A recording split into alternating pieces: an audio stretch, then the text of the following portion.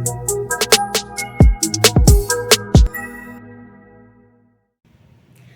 everyone, welcome back to my channel Abroad Diaries. I'm Tanushka and I'm back with another video. So in this video we'll be talking about IELTS and something that you should avoid while doing your IELTS examination or if you're preparing for it, and something that you should keep in mind while your preparation. So let's get started. But before jumping into the video, I have an update for you. I have changed my Instagram handle to Tanushka_Bhardwaj05. So please make sure if you're going or if you're checking it out, so please write it correct. Okay, let's get started. So this video is about IELTS, as I just told you. So IELTS के बारे में like क्या क्या हो सकता है. First of all, you need to know कि what IELTS exactly is. IELTS is basically an English proficiency test जिसमें कि IDP कंडक्ट कर रहा है IELTS को. So IDP test your English proficiency level, कि आप किस लेवल तक इंग्लिश अच्छे से बोल सकते हो, पढ़ सकते हो, लिख सकते हो, सुन सकते हो. They have 4 model test papers and 4 modules जिसमें कि वो आपको इवेल्युएट करते हैं. Like first is listening, then writing, then reading and speaking. So the speaking is conducted a week before or after your 3 of the other modules, and the result is declared on the 13th day. Okay, so in my previous video I have told you the fee structure for IELTS कि कितना हमारा fees होता है. It's 15,500 right now. You can also check it. Okay, so बात करते हैं कि IELTS की प्रिपरेशन के टाइम हमें क्या चीज़ है जो अवॉइड करनी चाहिए. I'll be taking some points जिसमें मैं आपको बताऊंगी कि कैसे आपको क्या क्या चीज़ें हैं जो आपको अवॉइड करनी चाहिए. And I'll share my experience as well. Well, my band score was 7.5 and I did my IELTS in September.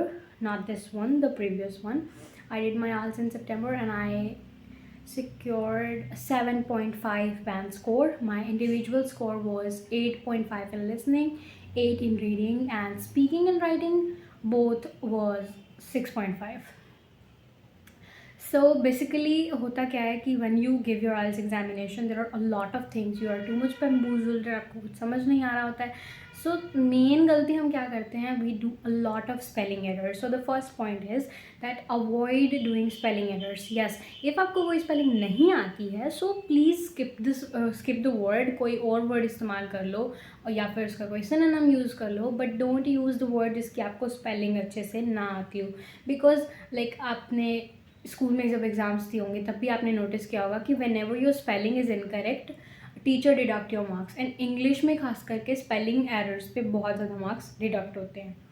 So this is the thing that आपको जो दिमाग में रखनी है कि कोई भी ऐसा वर्ड ना लिखे जिसकी स्पेलिंग आपको कन्फर्म ना हो.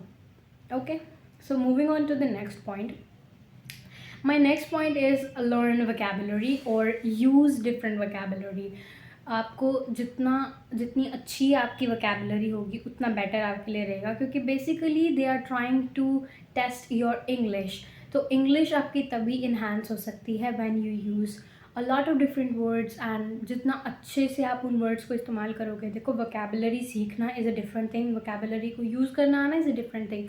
आपको वर्ड कहाँ पे यूज़ करना है आपको पता होना चाहिए. ऐसा नहीं कि आपने कोई भी वर्ड उठाया उसको कहीं भी फिट कर दिया, that won't work at all. So just keep in mind that use the word exactly where it is needed, and along with word I would suggest use some phrases, use some idioms. Those also make your writing skills good. Like जितने भी आप phrases idiom use करोगे, like piece of a cake is an example. इन चीज़ों को जब आप use करते हैं then आपकी जो skill set है वो दिखता है कि yes you know some things, you are better than others. So keep using new words, keep using new idioms, new phrases, and fit them exactly where they are needed. Okay, so the next point is practice more test papers. Yes, सबसे बड़ी गलती लोग क्या करते हैं कि they book their IELTS examination and they start like and they give it. But आपको क्या करना होता है कि whenever you prepare, जब भी आप तैयारी करते हैं, तैयारी कीजिए, जितना आपको नेसेसिटी है उस हिसाब से तैयारी कीजिए, but after that the basic thing जो कि करनी ही करनी होती है वो है कि आपको अपने आइल्स के एग्ज़ाम के लिए प्रैक्टिस करना होता है। अगर आपको प्रैक्टिस करना है तो आप IELTSonlinetest.com पे जा सकते हैं, गूगल कर सकते हैं। They have a lot of model test papers and उसमें से like 2 of the modules will be evaluated at a time, like listening भी आपका इवैल्यूएट हो जाएगा एंड आपका रीडिंग भी इवैल्यूएट हो जाएगा, because those are the answer that are written in the computer system, तो वो आपके ईजिली हो सकते हैं। So keep doing some test papers, keep practicing more and more test papers, those will be very much helpful. So keep it in mind, okay? Moving on to the next point. My next point is plan prior. As I said कि practice is necessary and so इसके लिए अब क्या होता है कि some of the people need a very little time to crack IELTS. किसी का 10 दिन में हो जाता है तैयारी करके, किसी को 2 महीने भी बहुत कम पड़ते हैं. So you must know your potential, like what is your potential exactly, how much you can learn in a day और in 10 days or in a month. You should know that, and if you don't know that, go online, give some exams and give some practice tests. You will know that where you are standing right now, what is your band score right now. Once you know your band score, then start preparing for the band score that you needed. Okay, like when I gave my first practice test, I secured, I guess, around 6.5 or 7 in each of the module that was different. तो मैंने जब test दिया था तो मेरे for practice test में अच्छे marks आए थे. सो आई न्यू कि मेरा पोटेंशियल अच्छा है and how many days I need to prepare, I knew that at the moment. तो उसके बाद I just use 10 days for my preparation. Like 16 September को मेरा एग्ज़ाम था, तो मैंने 10 दिन पहले तैयारी करना शुरू किया था. 10 दिन पहले मैंने प्रैक्टिस पेपर्स लगाने शुरू किए थे and then I just give my exam. But कुछ लोगों को 3 महीने कोचिंग लेनी पड़ती है, तब जाके वो सीख पाते हैं. तो it totally depends on your potential कि आपको कितना जल्दी आप प्लान करेंगे उतना ज़्यादा बेटर आपके लिए रहेगा. Okay, so my next point is don't leave any blank spaces in IELTS examination. Yes, it's very necessary because जब भी आप listening exam देंगे you will have a lot of fill in the blanks and you have very little time. तो आपको क्या होता है, जल्दी जल्दी में आप फिलअप्स छोड़ आते हो. तो ऐसा नहीं करना होता है. If you don't know the exact answer, just guess it.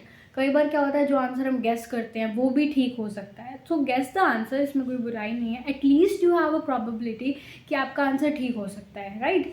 तो गैस करो आंसर को, लेकिन कुछ भी ब्लैंक मत छोड़ के आओ. जितना हो सके उसमें लिख के आओ जो भी आपको सही लगता है and don't leave it blank.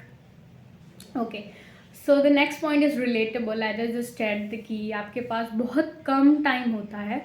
So next point is time management. आपको टाइम मैनेज करना आना चाहिए IELTS एग्जामिनेशन में. फॉर इंस्टेंस, जब आप रीडिंग एग्जामिनेशन देंगे, so you will have passages in front of you and you will have a little time, like very little, बहुत थोड़ा सा टाइम होता है हमारे पास उनको सॉल्व करने के लिए. मैंने जब अपना एग्ज़ाम दिया था, रीडिंग टेस्ट दिया था, उस दिन मेरा रीडिंग पार्ट जो था वो 15 मिनट पहले ख़त्म हो गया था एंड आई वाज शॉक्ड कि इतनी जल्दी कैसे हुआ. बट एज आई सैड कि पोटेंशियल पे डिपेंड करता है, अंडरस्टैंडिंग पे डिपेंड करता है. उसमें बहुत तरह की वोकैबुलरी होती है, जिसकी वोकैबुलरी स्ट्रॉन्ग है उनको समझने में दिक्कत नहीं आती. So this is what I want to share कि वोकैबुलरी अच्छी करो, पहली बात तो. दूसरा, समझने की कोशिश करो. तीसरा, टाइम मैनेज करो, टाइमर्स लगा लगा के प्रैक्टिस करो. एंड 30 मिनट्स मिलते हैं जहाँ तक मुझे याद है आपको रीडिंग पार्ट जो पूरा होता है उसको सॉल्व करने के लिए. तो जितना हो सके प्रैक्टिस अच्छे से करते रहो. टाइम को मैनेज करना सीखो, that is very very necessary. Okay, moving on. Last but not the least, आपको कुछ भी रिपीट नहीं करना है. Do not repeat anything. Repetition is like prohibited.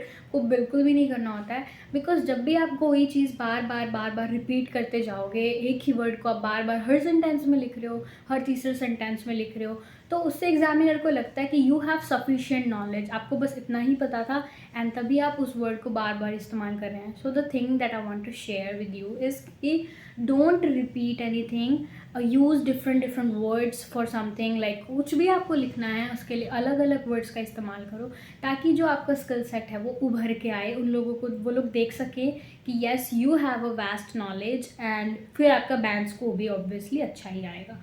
Don't repeat anything, keep it in mind. Okay, well there's one more thing that I want to share. कि ऐसा नहीं है कि सिर्फ दीज आर द पॉइंट्स, बहुत सारे ऐसे और भी पॉइंट्स हैं जिन पे हम ध्यान दे सकते हैं. बट सबसे ज़्यादा जो आपको माइंड में रखने वाली बात है कि फॉर एग्जांपल जब आप स्पीकिंग इंटरव्यू देने जाते हैं, अपना स्पीकिंग टेस्ट देने जाते हैं, तो आपको एग्जामिनर के साथ बहुत पोलाइटली बिहेव करना होता है. ऐसा नहीं कि you just entered and you behave so rudely तो आपको वो मार्क्स बट ऑब्वियसली नहीं देंगे ना. तो आपको बहुत अच्छे से एग्जामिनर के साथ बातचीत करनी होती है. You should be so pleasant, so nice with them कि उनको भी आपसे बात करके अच्छा लगे. And one more thing, don't stop in your cue card session. Like we all know कि 3 पार्ट होते हैं, सेकेंड पार्ट में हमें क्यू कार्ड मिलता है, राइट. तो क्यू कार्ड सेशन में आपको रुकना नहीं होता. You have 2 minutes to speak, so speak at length. आप जितना बोल सकते हो बोलते रहो. When the examiner is satisfied he will stop you और शी विल स्टॉप यू. लेकिन अगर आप खुद से रुक जाते हो तो उनको लगता है कि you have enough knowledge and आप बस इससे आगे नहीं बोल सकते थे. So don't stop by your self, उनको रोकने दो. आपको जब तक बोलना है बोलते रहो, ठीक है. And be confident. जितना is basically nothing, it's just English test, everyone can do it. So just keep learning and keep practicing. And if you like the video, if you find it informative, don't forget to subscribe the channel and don't forget to like the video. I'll try to make some other videos on IELTS, like on each of the module, listening, reading, speaking, writing. अलग अलग भी मैं video बनाऊंगी इन पे ताकि आपको और clarity मिल सके as soon as I can. Okay, thank you.